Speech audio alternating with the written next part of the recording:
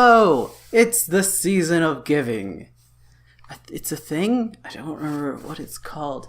I don't know. I feel like there was a war on it. No, just kidding.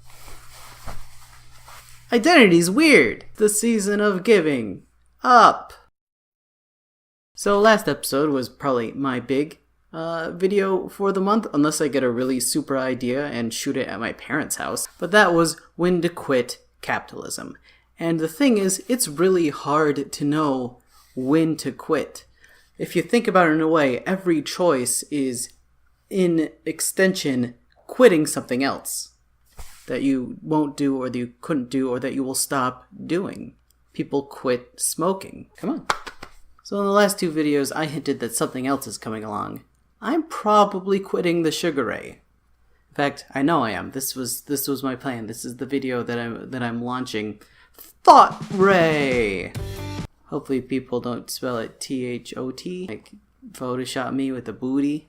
So it can be really strange to think about when to quit an identity. You could quit capitalism, or when to quit being capitalist, or to saying that you support a free market, which is just code for let rich people do whatever they want and poor people. We do a lot in the name of identity and actually change our behavior depending on the situation.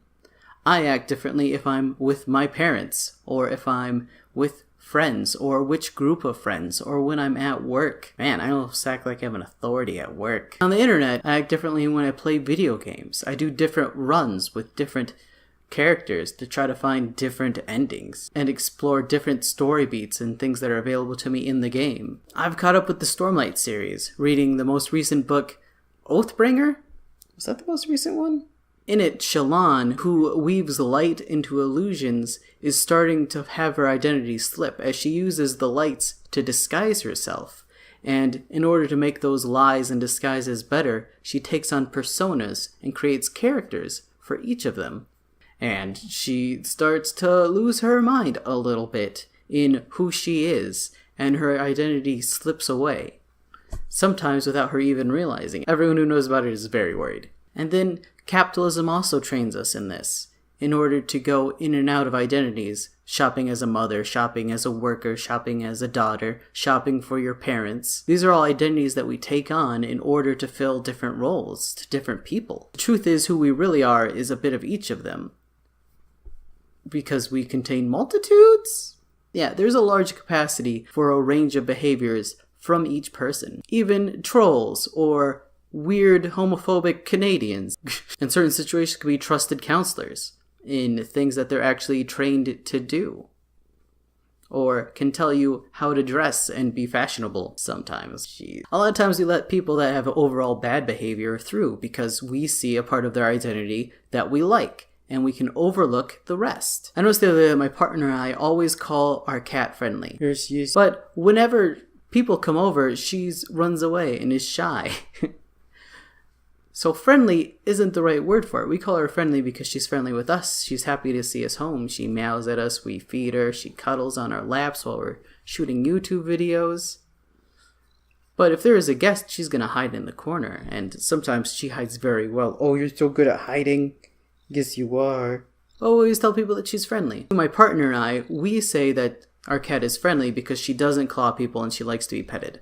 And she never bites. But she's very shy because she's a tiny cat. She's like 9 pounds. Always running away, aren't you? Such a good kitty. Okay, if it's messed up, it should be that way. So anyway, why am I quitting TheSugarRay? Well, to put it bluntly, I think I've been on YouTube for a decade,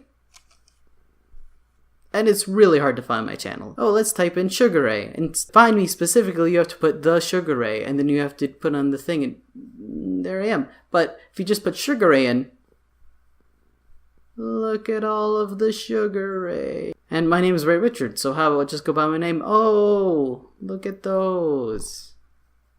Hey, that one's me. So I've come up with ThoughtRay, because it more describes what I want to do with this channel. And that way it can also have little toys and stuff for like laser cannons. Be like, pew pew, thoughts. The ThoughtRay. And even though I've always done vlogs, and in my mind video essays are a very open format, ThoughtRay more precisely encapsulates that I want this channel to be about thoughts. Every video I've posted has a thought in the middle of it, whether it's protein shakes are weird, fantasy stories are about moving, when should we quit capitalism, people can use empathy to discover problems with humanity. I've bounced this off a couple of close friends and they've said, oh, that sounds really cool, you could probably do a little thought canon. Every video can have a little list like, these are the thoughts. And I could do that, but it sounds a little, maybe. And this being the internet, identities are taken to 11 and very, very reverent, sacred in a way. People have multiple accounts that they can use to mass thumbs up or thumbs down videos. They're different on different websites. They're different between what they want at a given time. I'm pretty sure no one's writing the same kind of comments on Pornhub that they write on other things. A user called Hestia's Bestia once called me a fag because to certain weird bad people on the internet, what you are is an insult instead of what you do. Which is why when I stood up for trans rights on a recent Pedantic Romantic video, people called me several slurs for trans people. Because they assumed I was one? I don't know. Maybe it's the long hair. Though I'm pretty sure men have had long hair as long as men have had hair, so... What a bunch of farts. But they have room to change and not be shitheads. We can create these ideas and inhabit them. Similar to Shalon, who is a noblewoman in the Stormlight Archive, she can make a character that's street smart and then disguise as her, but she is still limited by what she knows and her own experiences. Online we can say that we're very smart people that know everything and authorities, and our uncle works for Nintendo, but we're limited by our actual knowledge. And how stupid it would be for Command & Conquer to come out on the Wii U 6 years ago. I don't think that guy's uncle really worked at Nintendo. The other day I went to a goth club for Gothmas. And if you're not 30 years old like me, goths is a lot of things throughout time. It was architecture, and there's a style of horror, and there's American Gothic, made by a guy who spent a lot of time in my city of Cedar Rapids, so we have weird statues around everywhere But anyway, your foot is asleep, but you're so cute. Goth, to a lot of people, will be, to a lot of people around my age, were kids that wore all black, listened to some sort of metal or actual goth music or some kind of counterculture music such as that, and didn't smile. But I had a lot of friends that were goth, a lot of personal relationships with people who participated in the goth subcultures and goth music. They were really cool. They're just like normal people. They smile, they tell inside jokes, they teach me about wrestling and that dancing is poses, and at this goth nightclub is also what I saw. People just enjoying themselves. Most importantly of all is a Christmas event with no Christmas music. Aw, man. More Christmas parties need to play She Wants Revenge. Just saying. And, of course, there's some stuff you get with in-group and out-group. There's some capitalistic identities going on where people would talk about what concerts they would go to, and they would talk about who knows more about a band.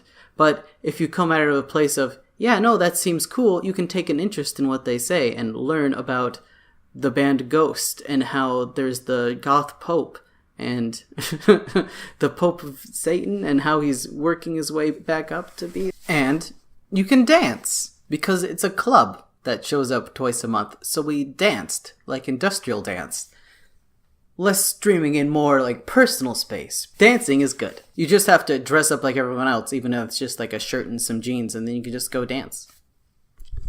Identity is very malleable. You don't have to have a certain set of beliefs or a certain drive that's core to your being in order to go somewhere and act the part. And actually, several people found that dressing the part helps you act the part. Of course, the downside to identity and belief is some people tuck a core belief into their identity, such as the people that believe that the president can't do anything wrong.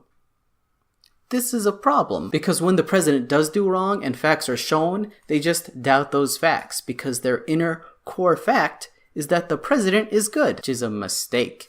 It's probably a really bad idea to make any core belief that so-and-so public figure is 100% good and infallible, and not a human being.